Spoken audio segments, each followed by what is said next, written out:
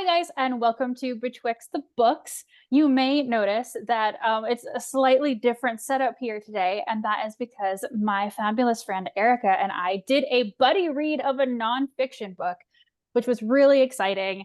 And Erica has read more of this author than I have, and the book ended in a very special way. And so while we were reading it, I was like, we have got to do a video after we're done reading it because, oh my goodness gracious, I have feelings. So, the book in question, you may have heard of it. It's been a little popular. It's The Wager, A Tale of Shipwreck, Mutiny, and Murder by David Grann. This is the gentleman who wrote Killers of the Flower Moon and The Lost City of Z. And, that movie that just came out, all those things. So, this is his brand new one. And we decided to get into it. And boy, are we going to get into it. I am going to let Erica introduce herself here, but then I'm going to read briefly from the description of the book, which will start to suggest why we feel this book ended a little bit funky. And then we will do overall opinions and then do a discussion that will be slightly spoilery if you can count. This is all the historical record. Is that spoilers? I don't know. But our overall opinions will be spoiler free. And then we'll get into it in case you want to leave after that bit. In case. So again, I'll let Erica introduce herself. Hi everyone, I'm Erica. I've been working in libraries for just about 5 years now, and since I started doing that, I've been ardently reading. I don't read a ton of nonfiction. I mostly read sci-fi fantasy, but I read Killers of the Flower Moon and decided to check out other David Grann stuff because I want to make sure I read the book before I see the movie. That's usually my principle. So the brief description, and again, I don't normally read the description like this. I normally like make it up and I'm much funnier. But I really want to tell you this blurb that the book gets. I won't read the whole thing. But I feel like the specific words that this book was used to be pitched are important to this. So the short blurb, I'm reading this from Goodreads. From the #1 New York Times bestselling author of Killers of the Flower Moon, a page-turning story of shipwreck, survival, and savagery, culminating in a court-martial that reveals a shocking truth. The powerful narrative reveals the deeper meaning of events on the wager, showing that it was not only the captain and crew who ended up on trial, but the very idea of empire. Dun dun dun. I did add that bit. So anyway, you're telling me that the book jacket doesn't say "da da da" at the end? No. So anyway, Erica, what was your overall opinion of the book? Overall, it was pretty engaging. You can't say that it wasn't engaging. It was written in a way that definitely kind of made it seem more like a fiction, more like he was definitely trying to play into the idea of building this narrative, and like having things of like so and so thought and so said, which definitely makes a nonfiction book more engaging because I always feel like dialogue makes anything more engaging. But while I was reading it, a lot of the time I was kind of like, how do you know this though? Like, there's a lot of firsthand accounts, of course, written about this event by people who lived through it. But there's like I don't know if you can even like use those as a full. I haven't read those accounts. Maybe that's something that we could look into at some point, but it's I don't know if you can even use those to achieve the depth of sort of narrative writing that he did with this. But like I said, it is very engaging. It just kind of made me kind of skeptical a lot of the time while reading it. And I know we'll get into this later, but it definitely did kind of have a fairly anticlimactic end, which isn't particularly in like the David Grann style. It feels like it just kind of stopped. You mean the entire British Empire didn't go on trial? Yeah, you Anyway, read that and I was just like, excuse. Again, there's a reason What? I've read that, and we're gonna get into it. But again, my overall opinion was definitely the same. I read a lot of nonfiction, and I immediately do feel skeptical of ones that are written in such a narrative style. And again, he does make quite a number of references to journals, and I'm sure that he has also looked at other contemporaneous accounts, like describing situations, for example. And then he references, like when he's talking about the island they end up shipwrecked on, like different people who later on surveyed those islands, and that's how he's like getting some of his like environmental description and stuff like that. So he does make a decent attempt, even within the narrative style, to say like these are some of the places that I'm getting this information from, even if you're not looking at the notes, which I did enjoy. But I definitely, my first, I think, message to Erica was, I feel weird. This feels weird for nonfiction. But it definitely is very engaging, and it's very well written, and to a certain extent it becomes more wild that it's nonfiction, because you just can't believe that someone lived in these conditions or lived through this event. And it does really like get you, the different traumas that they had to go through. But yeah, at the same time, I feel like I was expecting this story to really ramp up once they got off the island and they got back, or the ones that survived got back to Britain. And so I was expecting maybe like, a book that was like 50% shipwreck story, 50%, what happens afterward. And it's more like these. It's very weird, and we're going to get into it. But nonfiction books for me, their last chapter is sometimes just a really hard thing in general. Because especially if you're reading a nonfiction book that's like, here's how we're going to fix poverty. And then like the last chapter is like, I mean, we could maybe do this. It's like not great. But man, this one was abrupt. Yeah. So it Yeah, definitely lets itself down. definitely the narrative, it like as I was starting it, it gave me In Cold Blood vibes. I don't know if you've read it. I'm assuming you have. No? No. No. Oh, well. Well, I've read something that Gretchen hasn't. No, I listened to In Cold Blood several years back.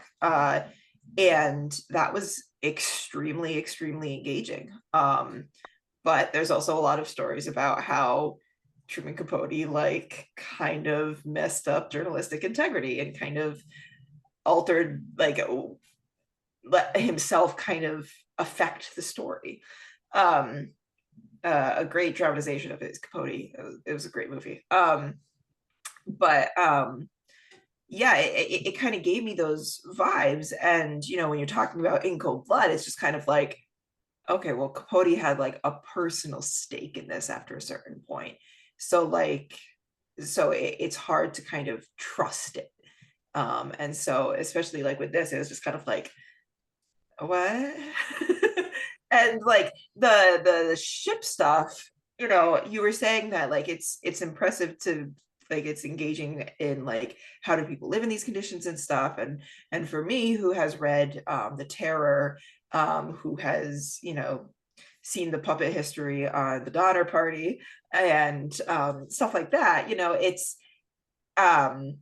it very much kind of plays out in a fairly similar way each time.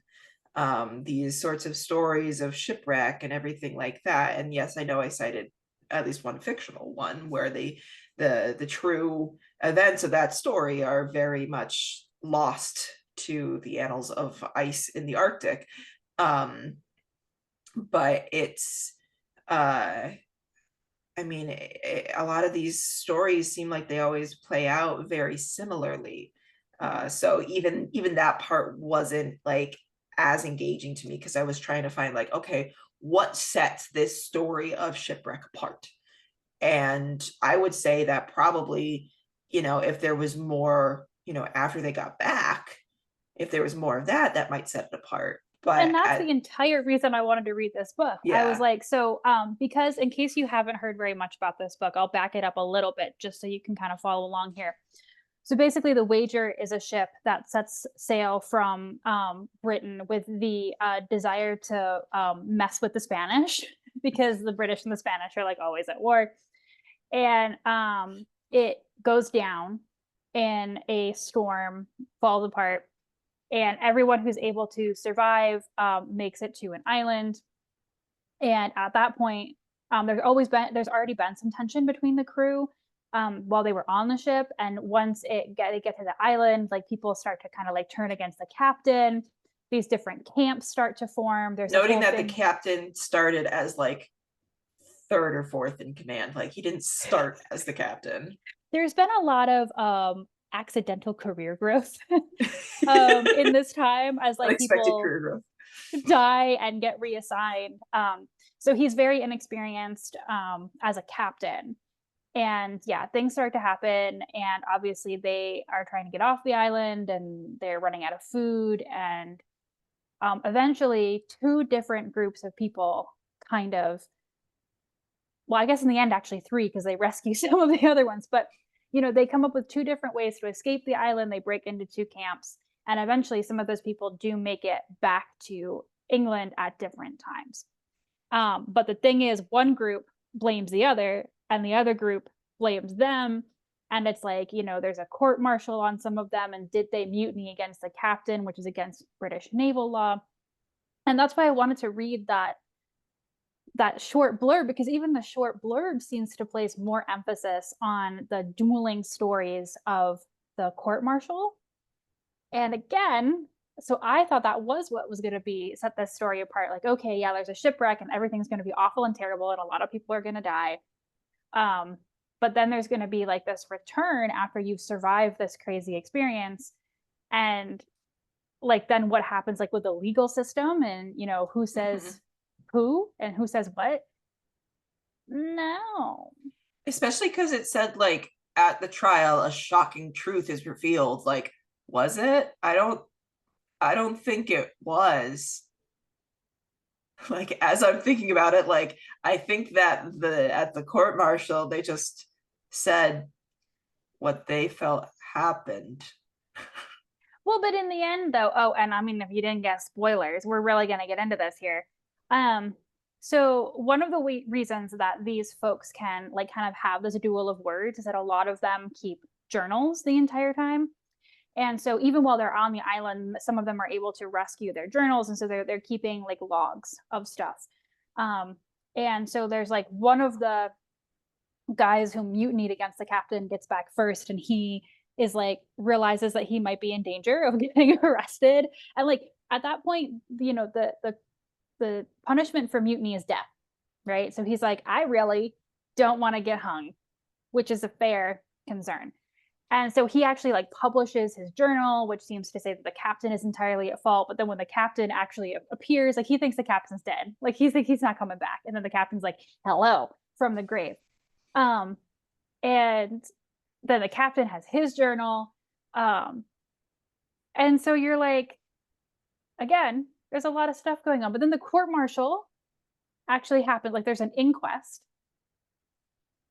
And then they all toe the line. Because all of them go, I don't want to get hung. I don't want to get kicked out of the Navy. I want to have a career.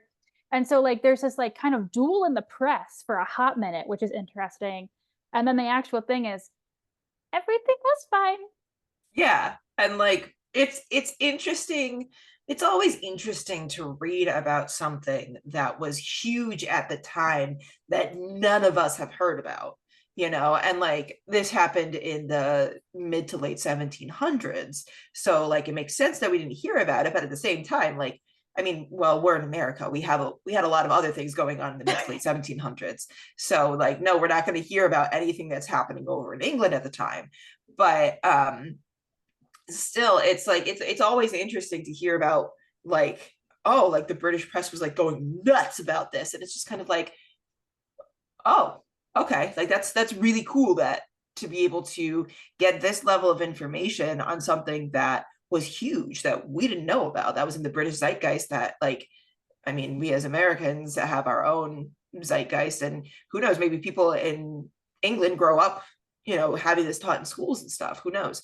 But I mean, yeah, no, if there was not, I mean, even with like the press and everything like that, there wasn't anything particularly shocking revealed. Like there wasn't anything about like the truth of the empire or anything like that. Like it was just kind of like, hey, maybe let's not kill everybody because we know that like we can't tell what the truth is and we weren't there.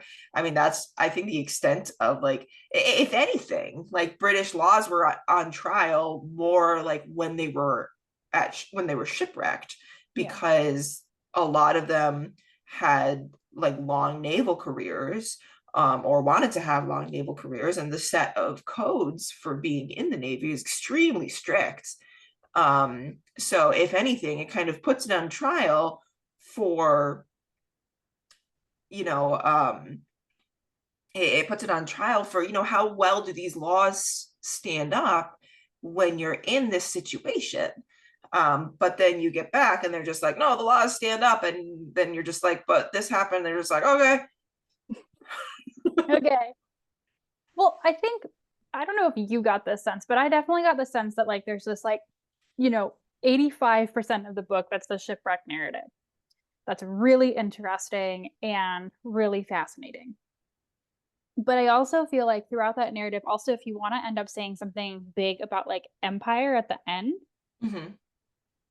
that I didn't really get the sense that that's where we were going Mm-hmm. until the end, except for like that one instance where there's this they've been shipwrecked on this island for forever, and some indigenous people show up on the island, and they like are like helping them, and instead of being like, oh, we can learn from these people and maybe like escape the island, they're like, look at these primitive people, don't they know we're the glory of the British Empire? And it's like, sir, you're like this close to dying because you can't feed yourself right now. What's happening? Which, um to be fair, they did get along with them pretty well for a while. They were kind of like, oh my god, these people might actually be able to help us. And then one of them was like hitting on some of the women, and all the other indigenous people were just like, nope, time to go. Bye. Which is fair, but I feel like that's the only point where it was like kind of like maybe dealt with in the narrative itself. And Mm-hmm. then I just kind of felt like that was the story that David Grann wanted to write. And then he was like, okay, in order to write this story, I have to give it a deeper meaning. And so I'm going to Mm-hmm. tack this bit onto the end. And I Yeah. really felt as I was reading that ending that the whole bit on Empire, it was just, to me, it felt like a reach, honestly. Yeah, I mean, like putting that in the description definitely feels like a reach. I don't feel like there was anything necessarily in the narrative that tried to do that. So like I said, putting that in the description, definitely a reach. And yeah, again, I think if anything, it did talk about like Navy code and Navy rules a lot. And maybe that's where we should be looking for this. And like, if I remember correctly, I think that a couple of the people, mostly the mutineers, were kind of like shamed into, moving away and stuff like that. Like they didn't have like fully prosperous lives and stuff afterwards because yeah, they mutinied and they were found innocent or whatever, but they were still kind of, shamed. So like maybe the deeper meaning is much more of, these people can have this strongly based argument, they can do everything right, and then they can still be shamed into leaving this career that they like, because of these strict rules and stuff.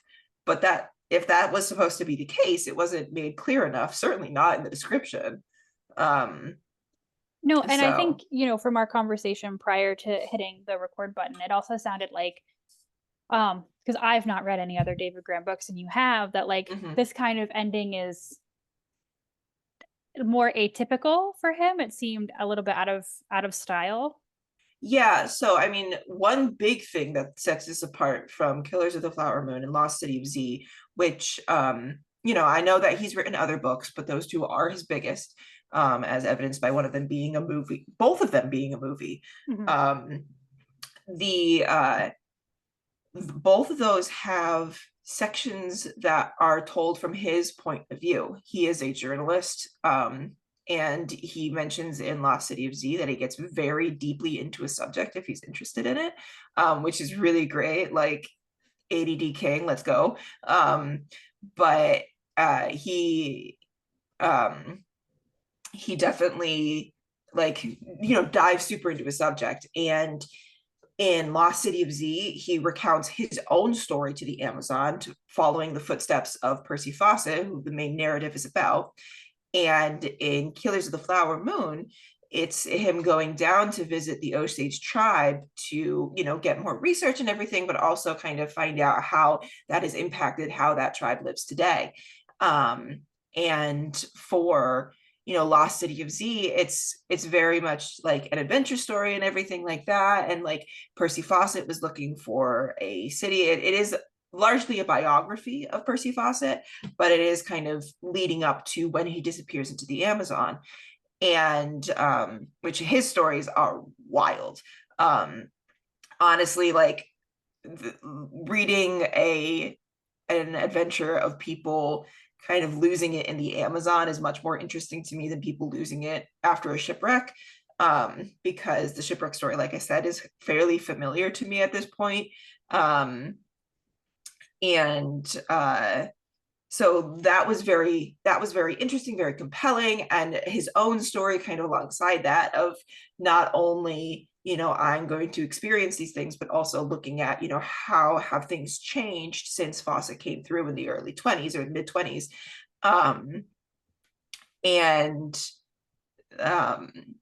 And his resolution to that is kind of like, oh, this might be what Fawcett was looking for, but Fawcett wouldn't have even known it at the time without our modern technology to be able to carbon date these materials. And so he definitely has kind of a nice little button on that. Killers of the Flower Moon, it's told half in the past, half in the future. Well, not future, present, more of.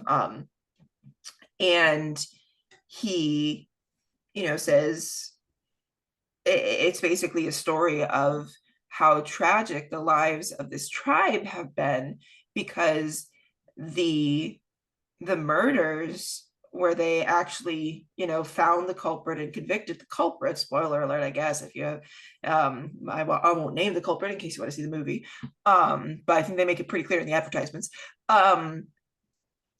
They have all this, this FBI investigation and everything like that. But there was also a lot of murders before that and after that, because the tribe was still fairly prosperous. So it greatly affected how the tribe functioned, and it's a huge part of their history.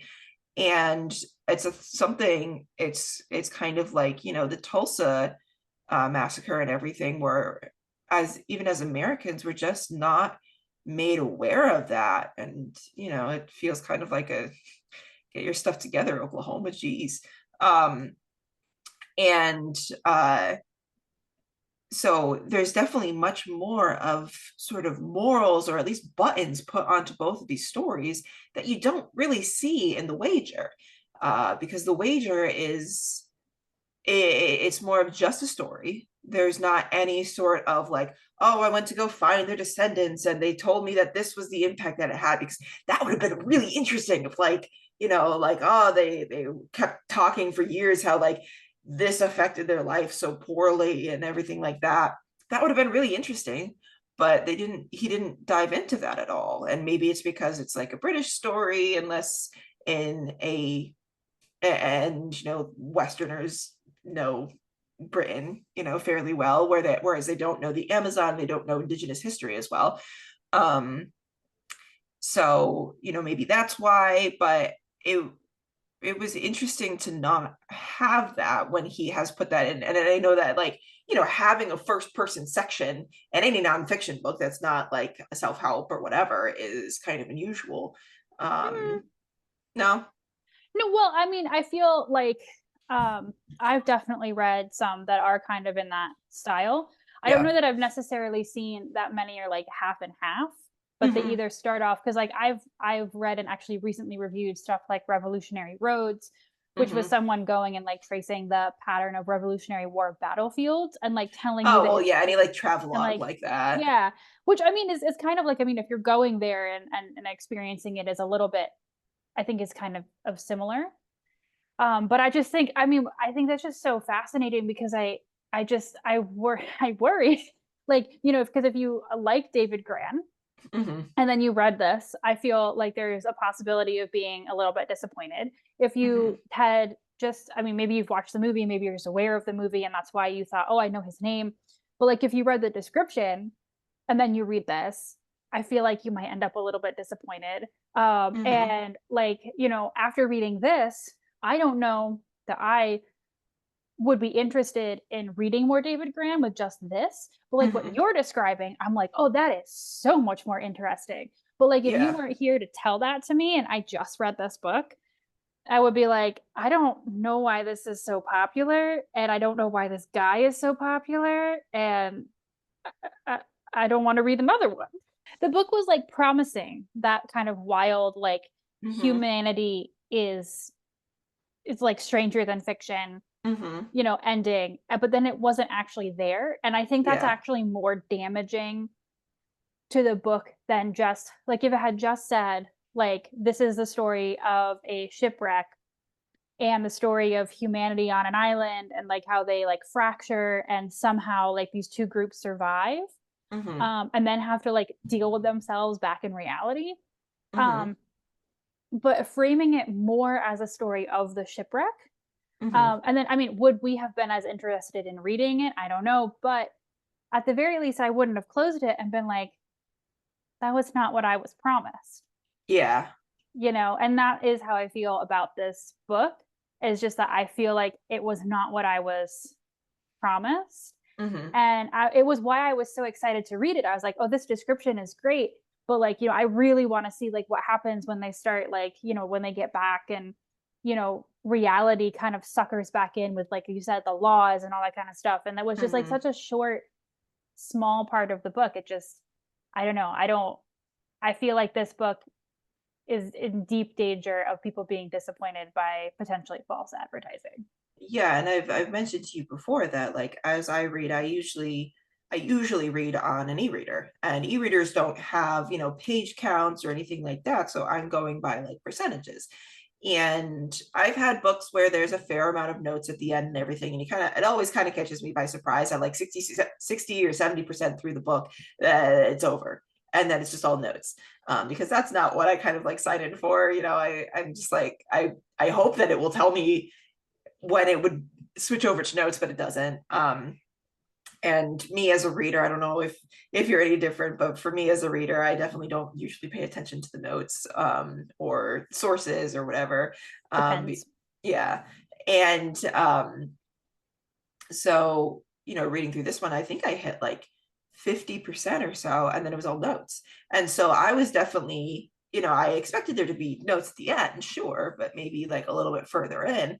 So then when I hit 50% and then it was just done, I was just kind of like, wait a second. I thought that there was going to be more. Like it felt like not only percentage wise, but also kind of narratively, I thought that there was going to be more. It didn't feel like it reached, whatever conclusion it was trying to get to. Whereas with like Lost City of Z, Killers of the Flower Moon, it was definitely much more, it felt more narratively concluded. But this definitely didn't feel like that. It just kind of, the end just kind of came out of nowhere for, I think, for both of us. And it was just like, um it didn't feel like it was nearing an end. It didn't feel like, as we've said, there was any sort of like moral wrap up or anything like that. So definitely got me off guard with being at like 50, maybe 60% through the book and being like, oh, huh, okay. So looks like final verdict is it's a really good book and then it just ends and you're very confused. And so that was definitely why I felt like after we both read it and we both had that, you know, reaction, I was like, we should make a video because this book has been so popular. So again, we're not saying that you shouldn't read it, that you can't read it. But I did want to, we do kind of want to put that out there that, like, you know, it didn't feel like as advertised, and then it definitely felt like it ended abruptly. But of course, form your own opinion and check it out if you want to. And if you've already read it, feel free to drop a line down in the comments if you either agree with us or if you think that there's something that we missed, because obviously every reader is different and, you know, everybody has their own opinion. But this is ours and it's how we feel. So we wanted to tell you in advance in case you want to get it from a library instead of maybe buying your own copy first. We're big on libraries here. Get it from the library regardless. So I just want to say thank you to Erica for joining me to do this. That was really fun. Obviously, Erica has been here in some reading roundtables this last year as well. And we are excited to say that our first reading roundtable of this year will be in March. For February, Michaela and I have a couple of actual reviews, both that Percy Jackson series review that's just been cooking on the fire for like a year and a half or more now, was supposed to come out in February. And we do have a horror novella arc review that is also due for February. So you'll see us for that. And then you'll see Erica and all of our friends back for more reading roundtables starting in March. So we will see you there. Bye.